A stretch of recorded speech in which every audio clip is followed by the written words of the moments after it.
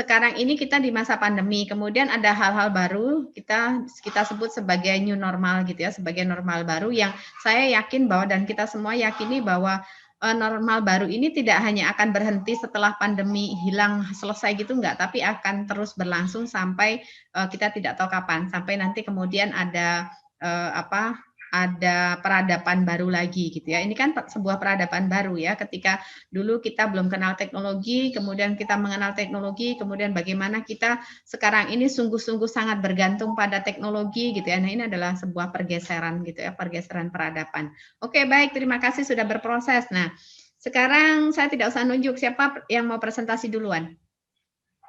Kelompok mana yang mau presentasi duluan? Silakan. Waktu kita tinggal berapa menit nih? 8.20, tinggal 40 menit. Nah, yuk. Silakan. Saya akan langsung beri nilai di Google Classroom-mu. Jadi, begitu kamu selesai presentasi, saya akan langsung cantumkan nilainya di sana. Silakan.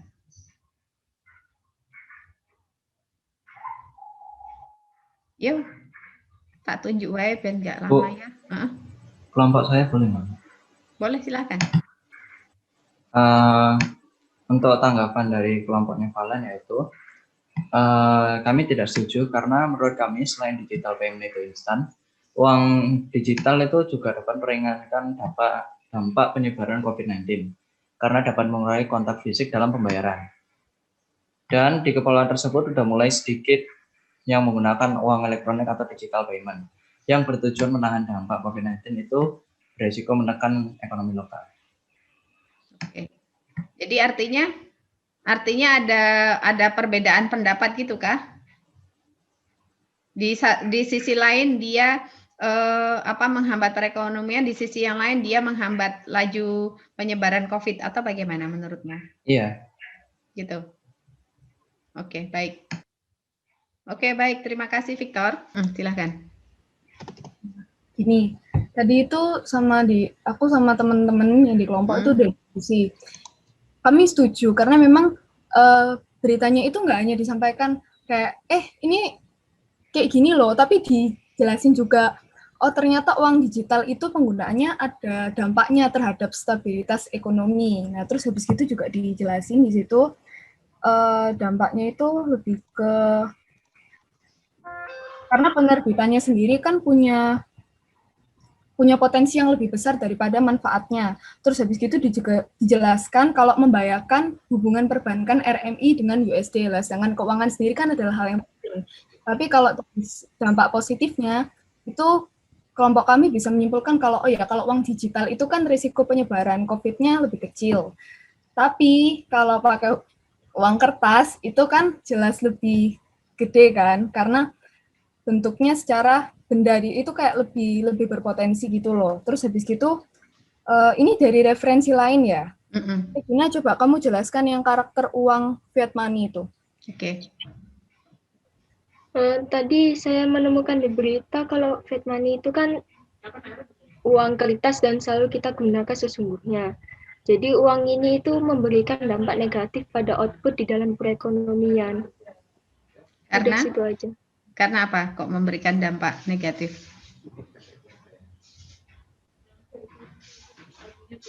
Karena itu tidak berharga dan secara real selalu berfluktuasi mengikuti penggolakan pasar dalam berbagai teori ekonomi. Oke, berfluktuasi itu artinya berubah-ubah ya. Oke, baik, terima kasih, bagus sekali. Monik, Regina, satu lagi siapa tadi? Sarah, Bu. Sarah, oke, baik. Terima kasih, bagus ya. Jadi ketika kalian membahas artikel ini, boleh kamu kaitkan dengan link berita yang lain. Jadi dari artikel lain, dari literasi lain itu bagus sekali ya. Oke, baik. Terima kasih Monik, Regina, dan Sarah. Di pertimbangan lagi.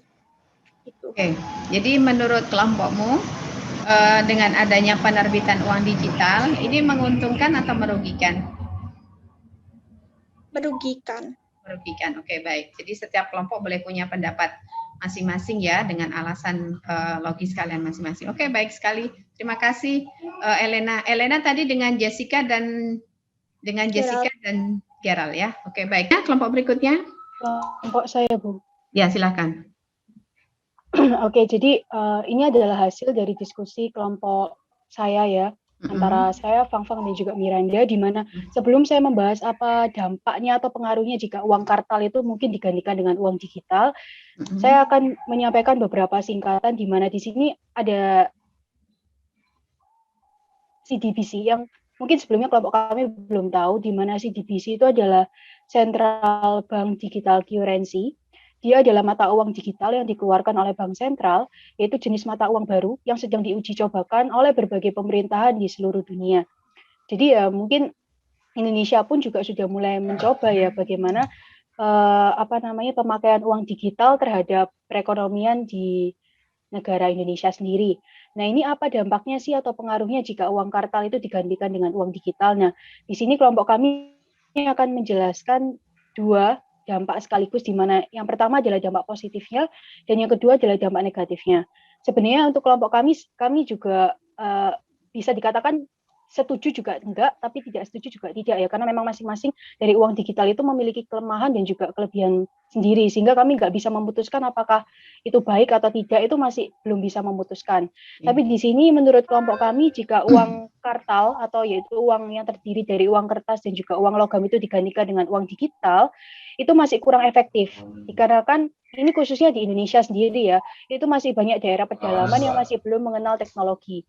Jika diubah menjadi uang digital, maka mau tidak mau mereka itu diharuskan menggunakan uang digital karena uang kartal itu telah dicabut penggunaannya, sehingga akan menimbulkan ketimpangan yang besar bagi orang yang belum mengenal teknologi. Jadi orang yang belum mengenal teknologi akan kesusahan untuk melakukan transaksi pembelian barang atau jasa. Nah, untuk negatifnya sendiri yang mendukung ini, bahwa dengan adanya e-money atau uang elektronik ini, itu dapat memicu inflasi. Kenapa bisa memicu inflasi?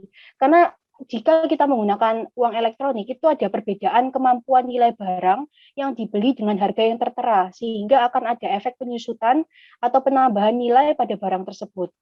Nah, untuk dampak positifnya mungkin bisa dijelasin oleh Miranda dari uang elektronik itu sendiri.